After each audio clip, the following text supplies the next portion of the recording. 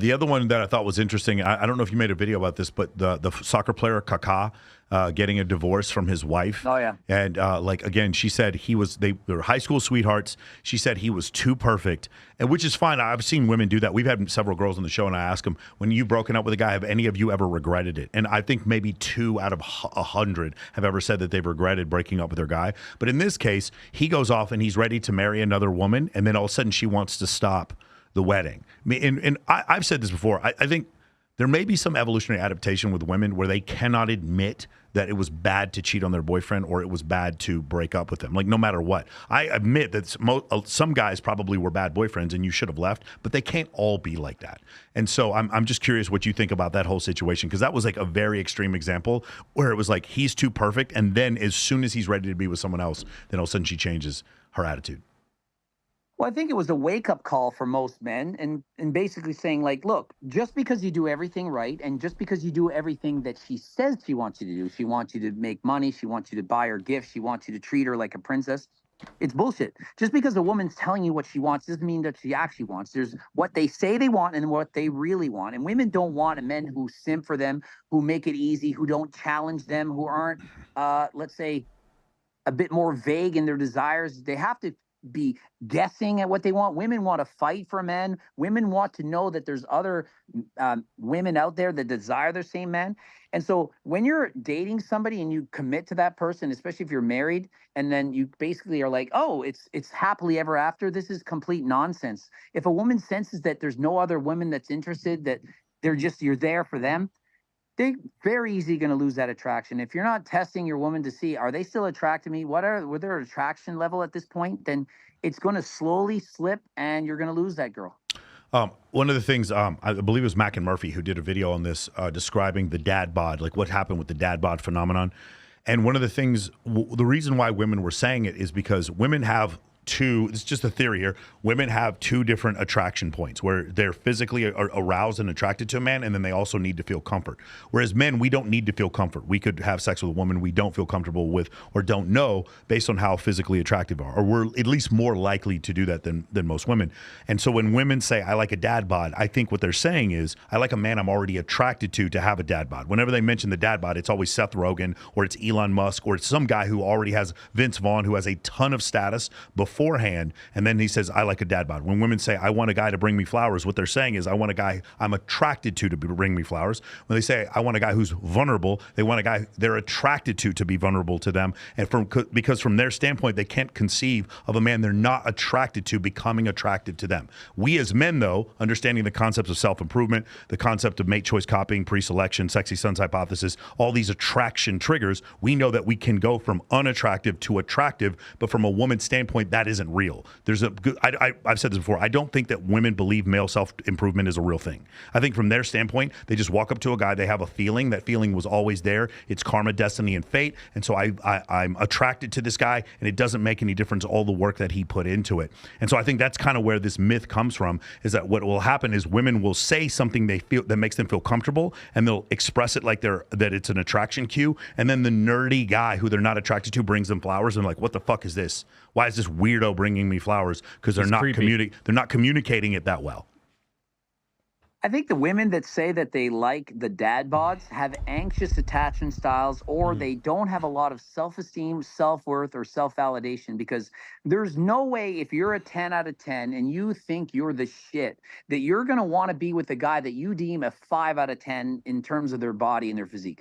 Women, there's some women that will chase a guy who's not really all that attractive. I've been told by many women, I'm not comfortable with you because I judge my body as not being good enough, because you're going to get some bikini model, you're going to get some girl that's in better shape. I'm not lean enough for you. I'm not this and that. And I don't say any of these things. These are all self-imposed feelings that they have. This is not coming from me. But because I'm a bodybuilder, a professional bodybuilder, whatever, they're thinking, well, if I'm not a professional, then I'm not good enough for you. And so when a woman says, I prefer a guy with a dad bod, you're too much, it's bullshit. The reason they're thinking that is because they don't think they can keep me. They don't think that they're worthy of being with me, if you want to go that far.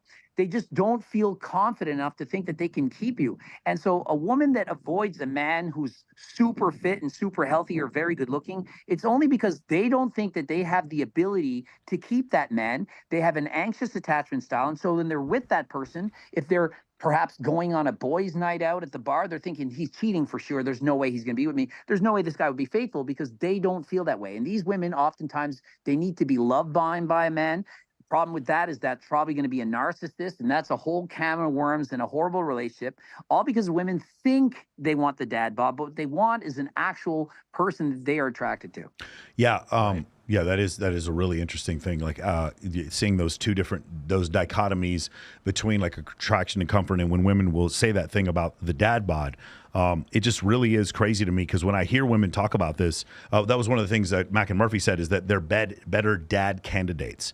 And what I think a lot of men lose is that they hear dad candidate and they think sexual arousal. No, what they think is safe choice. They don't think sexual arousal, and they don't understand there's two different things, because we as men, we don't have two different things. For us, is like we see a shape, and our sexual arousal for her does not come from her master's degree, her IQ, or whether or not she's a Republican. That's not where our sexual arousal comes from. Now, her intelligence, her kindness, that may make me say, hey, you know what? I like this woman. I may be willing to have kids with her because I feel like she'd be a good mother, but that's not sexual arousal. And so there's confusion there, whereas with women, they kind of need both, like you said before. I have a friend of mine, she's a porn star, and she told me, she's like, I don't want to date really good looking men because I don't want to compete with other women for him while she films with other men. And it's just one of these things where in her mind, she can't differentiate. She's not even aware of why she's saying these things. And so I think that's one a really interesting paradox. Listen to this. I dated more than one woman. They said this: I date older men. These girls are in their mid-20s. I date older men, minimum age 40, minimum 45 plus, better, 50 something even better. And why? Because men will cheat on their wives or drop their girlfriends when they get older. And so I want to be the person that older person drops their wife or girlfriend for. And so picture this: you're 25 years of age and you're dating somebody who's 50, and they've been with their wife for 20 years and they have a divorce. That woman's 25. She dates the guy who's 50. Now he's leaving his wife who's 50 for her who's 25. She now feels more confident because, well, he's left his wife for me. I'm the 25-year-old, and so he's not going to cheat on me. And so imagine the lack of self-esteem, self-worth, and self-confidence to only date men 20 plus years older than you because you think that they're not going to cheat on you. Yeah, it's crazy. Right. But this is actually happening. These are people I've actually dated in the real world. My most recent relationship, she was 20 and I was 44 when we met. She didn't realize how old I was when we met, and it was she still had insecurity about it. Because this is another point I want to bring up. It was, I'll talk to my clients and they'll get messages from girls and they'll say, hey, I don't like when you post these pictures when you're out at the pool where you're showing your six-pack abs, or you're showing that you're traveling, or you're showing beautiful women. And then I ask them, right after she complained about that, what happened? And they're like, yeah, she had sex with me. And I was like, yeah, that's of course she's going to complain about this thing that generates attraction. She's going to tell you to not do the thing. But then here's the thing: women vote with their vagina. And so they'll still have sex with you right afterwards, because what they're doing is they're trying to say this thing that you're doing is generating attraction, but I'm losing comfort. Anything that builds attraction, I think, is the way to describe. I describe it as anything where a woman's losing power. So you get richer, you get in better shape, you get more followers, your company grows, and you have more social alignments. Anything where comfort grows and attraction goes down is where she's getting more power. You get the dad bod, you stay at home with the kids, you take out the garbage, you do all these things that she wants. You get down on one knee. Getting down on one knee and proposing to a woman is a comfort thing. It is not an attraction thing. And so whenever you see that dichotomy, she's going to say, I want you to do these things that give me more power in the relationship. And then she's going to complain about the things where she's losing power in the relationship. And yet these are the things, if you go look at her past, these are the men she had sex with. And when you look at it from that standpoint, you're like, oh, I had a girl on here. She's a Playboy model. And she goes, I really like guys who are nice to me. I love it when they're nice to me. Nothing turns me on than nerdy guys who are super nice to me. Then I ask her 5 minutes later about her boyfriend, and she goes, yes, he's a narcissist. And I'm like, you just said, like, do you, and I stopped her. I was like, do you understand how this is fucking confusing? You just said you like guys that are nice to you, but the guy who put his penis in you was a narcissist. Do you understand how men will listen to this and be very confused by the things that you're saying, how you're giving two messages? And she's like, yeah, I kind of guess. It's like, I just want guys to be nice to me, and I understand that's what you want, but that's not what you're attracted to. Yeah, that's why I say don't listen to what women are telling you. Show them what they want you to do. Like show them what you want. You know what they want. You just have to read a book or two, and you're going to understand this theory.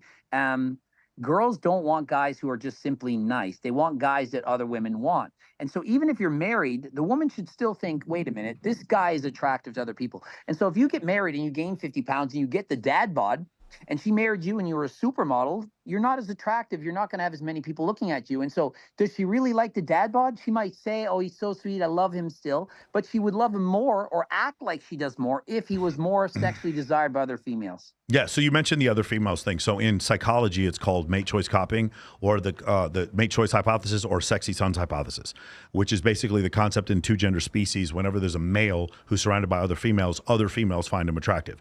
I brought this up on Brad Lee's show, and I just got so much hate, either from really like beta soy boy dudes who are like, no, I would never do this. This sounds like you're in high school, or women are like, this would never work on me. And so I went back on the show again, and I showed that there's a study done by Texas Christian University where they show a man by himself, and then they show the same man to a different control group where he's surrounded by women or has other women in the photo complying, smiling, touching, etc. And he would go up from like a 6 to an 8 on a 10-point scale. He would certainly go up. And when I provide the evidence, Greg, what should happen with normal, rational people is they should be like, oh, thank you for this new data. Let me look at this hypothesis and maybe change my hypothesis. Instead, what I got was more, who hurt you, bro? Why are you like this? Why are you so fucking insecure? Why are you misogynist? Why are you a misogynist? It was like crazy. Like when I bring data in, instead of saying, because if someone did this to me, if someone brought in data to me that showed that my beliefs in physics or something like, or finance were different, I'd be like, hey man, thank you for that data. I'm not stuck to a narrative. You gave me more data points. I appreciate this. Let me change my hypothesis.